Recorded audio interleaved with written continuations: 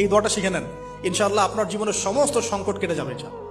আমি নিজেও এই দোয়াটা বেশি বেশি করার চেষ্টা করি। দোয়াটা হচ্ছে, মুসা আলাইহিস সালাম একটা গাছের নিচে হেলান দিয়ে বসলেন, বসে দেখলেন দুইজন মেয়ে দাঁড়িয়ে আছে দূরে, পানি নিতে পারছে না। লোকজন পানি নিয়ে যাচ্ছে, ওরা দাঁড়িয়ে আছে বেচারি। মুসা আলাইহিস সালাম গিয়ে বললেন, কি সমস্যা আপনাদের? এটা নিয়ে আপনারা আবার মেয়েদের সাথে কথা বলার চেষ্টা করেন, ঠিক আছে? তো মাহারাম গায়রা মাহারাম মেনে চলে। তারা বললেন যে আমাদের বাবা অনেক বৃদ্ধ মানুষ, আমরা পানি নিতে পারি না যতক্ষণ না আমাদের কম পানি নিয়ে চলে যায়।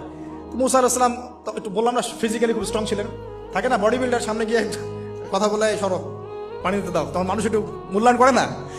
তো মুসা আলাইহিস সালাম এভাবে পানি নিয়ে দিলেন এবং বাছুরদেরকে পানি পান করালেন, করিয়ে গাছের নিচে এসে বসে আছেন। বসে বসে তিনি দোয়া করছেন, এই যে দোয়াটা তিনি দোয়া করছেন, রব্বি, একটা নেক কাজ করলেন, নেক কাজ করলেন না, মানুষের উপকার করলেন, নেক কাজ করে এসে গাছের নিচে বসে দোয়া করছে, আল্লাহ এখানে তো আমার খাবার পানি বাসস্থান কিছুই নাই, আমি কি করব? রব্বি ইন্নি লিমা আনজালতা